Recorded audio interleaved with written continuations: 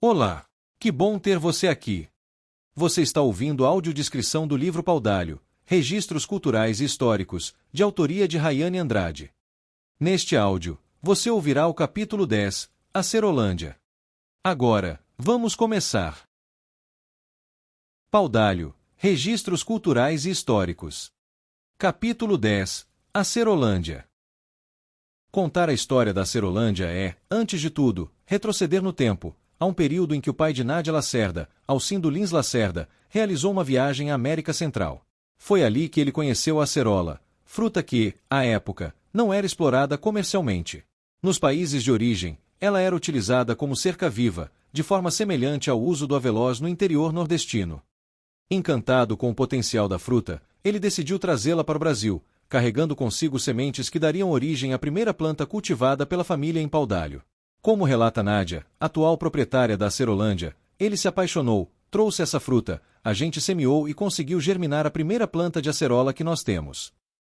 A família, que sempre teve perfil voltado para a avicultura, passou a cultivar a acerola nos intervalos dos aviários que possuíam. Aos poucos, o envolvimento com a cultura da fruta se intensificou, e as plantações começaram a se expandir de maneira mais estruturada. Ela explica ainda que o processo de introdução da acerola no Brasil não foi um esforço isolado. Segundo seu relato, 3 pessoas foram responsáveis por trazer a fruta ao país, seu pai e 2 professores da Universidade Federal Rural de Pernambuco, todos já falecidos. O pioneirismo, portanto, envolveu tanto a iniciativa privada quanto a colaboração acadêmica. Por se tratar de uma fruta ainda pouco conhecida no Brasil, não havia domínio técnico sobre seu cultivo. Diante disso, a família disponibilizou o pomar para estudantes da Universidade Federal Rural de Pernambuco, UFRPE, que passaram a desenvolver pesquisas sobre a acerola, contribuindo para o avanço do conhecimento científico em torno da cultura.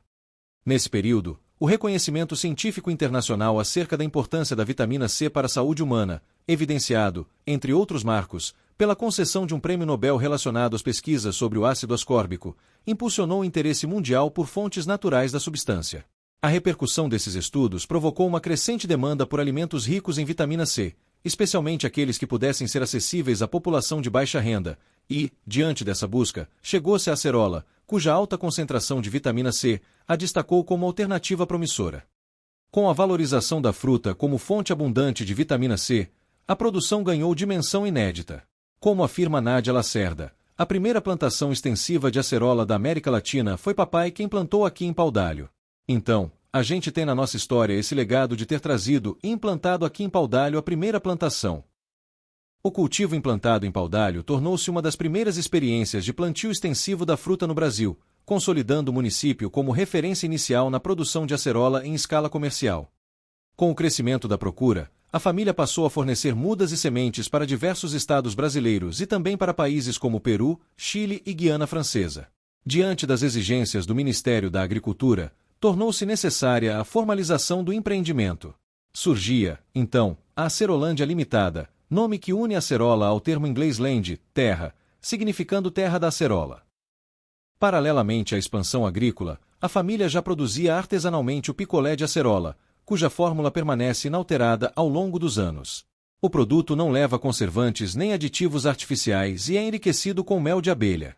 Segundo a entrevistada, cada unidade contém cerca de 1.500 mg de vitamina C, ainda que o organismo absorva apenas parte dessa quantidade, eliminando o excesso naturalmente. A acerola consolidou-se, assim, não apenas como produto agrícola, mas como símbolo de saúde e de incentivo à alimentação natural.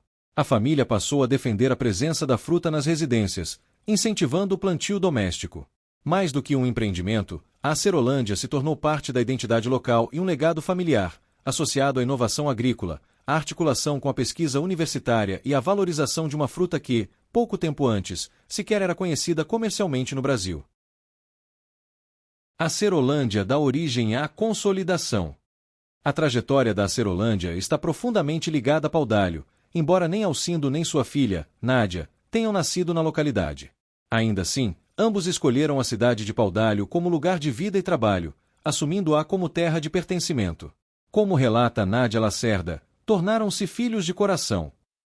Nádia chegou ao município ainda jovem, por volta dos 20 anos, para integrar-se à empresa familiar. Desde o início do cultivo da acerola, acompanhou de perto todas as etapas do processo.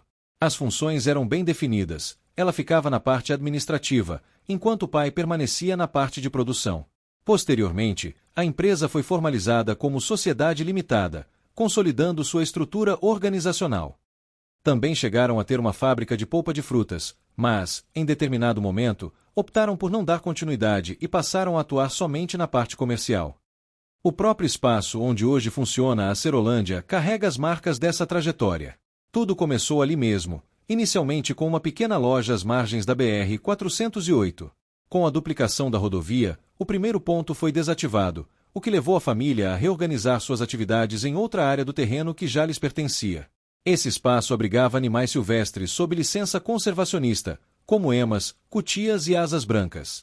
A partir dessa mudança, novas estruturas foram sendo incorporadas, ampliando a proposta do local. Em 2013, consolidou-se a instalação definitiva na área atual, situada na rodovia BR-408, quilômetros 92, em Xande Capoeira, Paudalho. Hoje, a Serolândia apresenta-se como um espaço multifuncional que articula produção, memória e convivência. A lanchonete e as áreas externas arborizadas compõem um ambiente que incentiva o contato com a natureza, a convivência familiar e a valorização de hábitos alimentares naturais. A proposta envolve a preservação ambiental, o respeito aos animais e a incorporação de práticas sustentáveis ao cotidiano dos visitantes. O local conta ainda com a Casa de Lia, construída em taipa, e com um santuário, uma capelinha em pau a pique, ambos em tamanho natural, que reforçam a proposta de resgate das tradições rurais e da memória cultural. O Museu Seu Alcindo, tudo junto e misturado, rural e contemporâneo, iniciativa idealizada por Nádia em homenagem ao pai, também integra o ambiente. Ali, peças rurais e objetos que marcaram diferentes períodos históricos, como mimeógrafos, telefones de disco, arados e grades agrícolas, compõem um acervo que permite comparar passado e presente, especialmente durante as visitas escolares e aulas de campo realizadas no local. A Serolândia consolidou-se, assim, como um espaço que integra produção, memória familiar e educação ambiental, articulando diferentes dimensões em um mesmo território. Lanchonete ponto de apoio e identidade gastronômica. A lanchonete da Serolândia esteve presente desde o início das atividades, funcionando como espaço de escoamento da produção de picolés e sorvetes de acerola, que se tornaram os principais produtos do empreendimento. Ao longo do tempo, o cardápio foi ampliado, incluindo outras opções de lanche, mas os derivados da acerola permanecem como referência da casa. Além da função comercial, o espaço consolidou-se como ponto de apoio para viajantes que transitam pela BR-408, oferecendo às famílias um local para pausa e descanso durante o percurso. Espaços de convivência e contato com os animais. A organização da Serolândia foi pensada para acolher visitantes de todas as idades, combinando lazer, convivência e contato com a natureza. O espaço dispõe de parques infantis, oferecendo às crianças um ambiente seguro para brincar enquanto as famílias desfrutam do local com tranquilidade.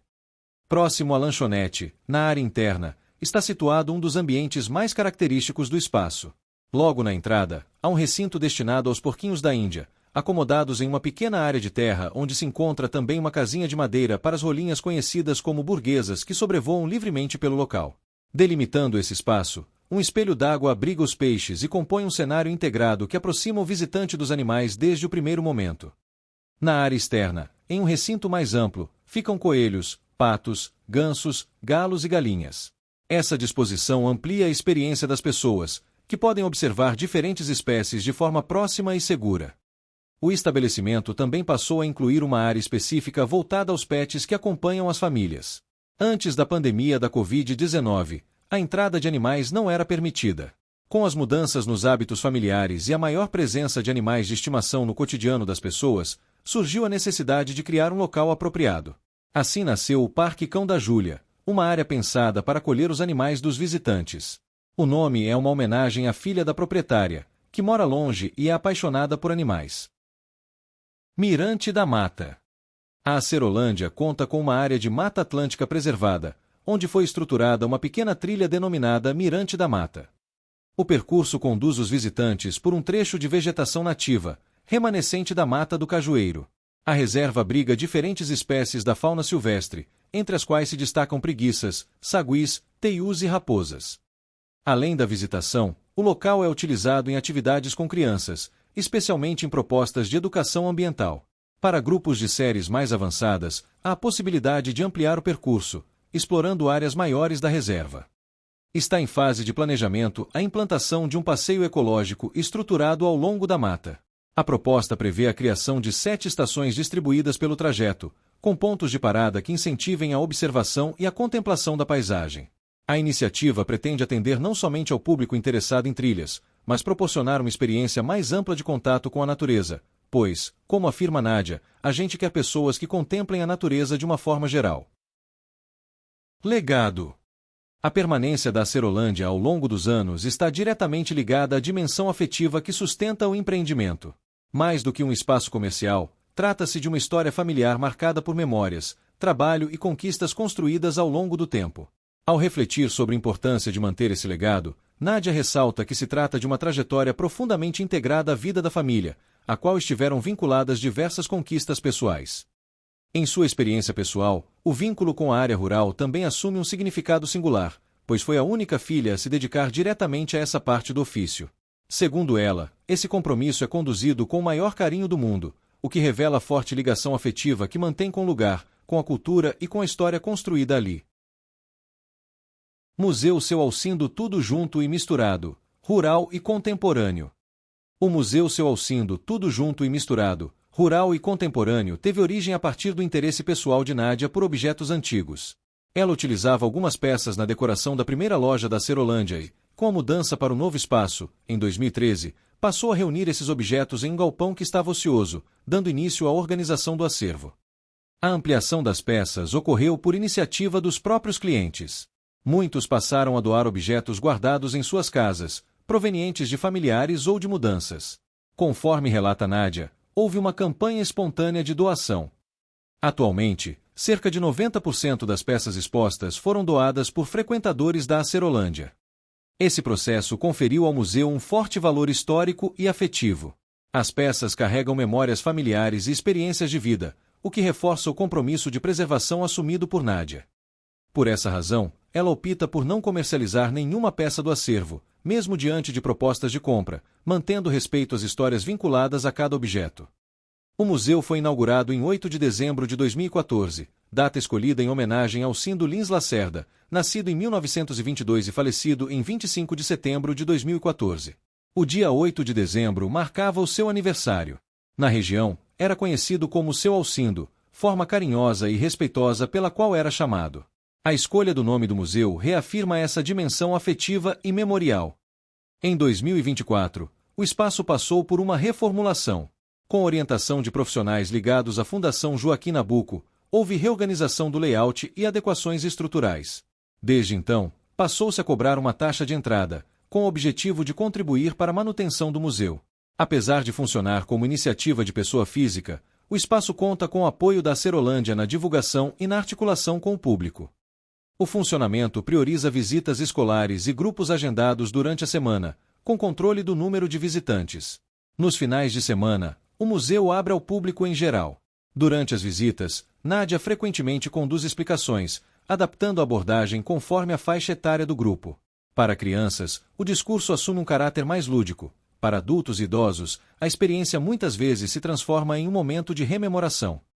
O acervo reúne peças como computadores, televisores, aparelhos de DVD e de som, projetores de filme, filmadoras, telefones e câmeras fotográficas, além de máquinas de costura e de escrever, rádios, balanças, ferramentas agrícolas, moinho de pedra e engenho de caldo de cana.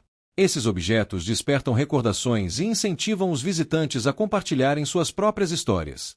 Muitas vezes, as pessoas relatam experiências pessoais relacionadas aos objetos expostos, emocionando-se ao revisitar memórias do passado.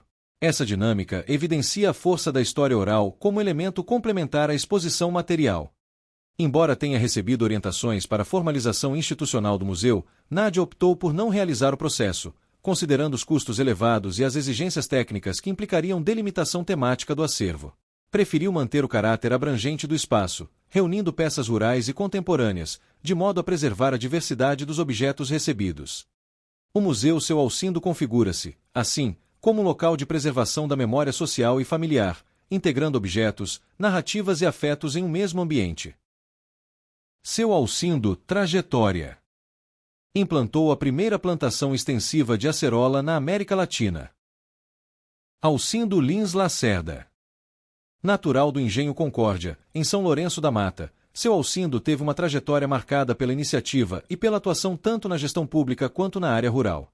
Serviu ao Exército durante o período da Segunda Guerra Mundial e chegou a embarcar, mas não participou diretamente do conflito devido ao seu encerramento. Com escolaridade formal até o primeiro ano do que hoje corresponde ao ensino fundamental, destacou-se como autodidata. Ingressou na Prefeitura Municipal do Recife como office boy e alcançou o cargo de diretor financeiro. Após a aposentadoria, atuou com auditorias em prefeituras de diferentes cidades, além de participar da organização do Conselho Regional de Administração. Posteriormente, dedicou-se à atividade rural. Iniciou na avicultura, tornando-se um dos maiores produtores de frango de corte de Pernambuco e, mais tarde, concentrou-se na fruticultura. A acerola tornou-se sua principal dedicação. Reconhecido pelo conhecimento prático em administração e gestão, mantinha na propriedade um banco de bonde onde recebia visitantes e se dedicava a longas conversas. Nesse espaço, compartilhava experiências acumuladas ao longo da vida, oferecendo conselhos, orientações e reflexões a estudantes, produtores, clientes e a todos que o procuravam. Suas conversas abrangiam os mais diversos assuntos, refletindo uma trajetória marcada pelo aprendizado constante e pela generosidade na partilha do conhecimento. Você acabou de ouvir o capítulo 10, Acerolândia. Ao longo deste capítulo, conhecemos a trajetória de um empreendimento que vai além da produção agrícola, reunindo história, inovação e memória familiar na introdução e expansão da acerola no Brasil. Entre experiências educativas, preservação ambiental e vivências culturais, o espaço se consolida como um ponto de encontro entre conhecimento, natureza e identidade local. No próximo capítulo, vamos conhecer o Pátio de Eventos Beira Rio, um espaço dedicado às manifestações culturais e à realização de grandes eventos na cidade. Até o próximo áudio. Este projeto foi contemplado nos editais da Lei Paulo Gustavo Pernambuco e tem apoio financeiro do Governo do Estado de Pernambuco, através da Secretaria de Cultura do Estado via Lei Paulo Gustavo, direcionada pelo Ministério da Cultura, Governo Federal.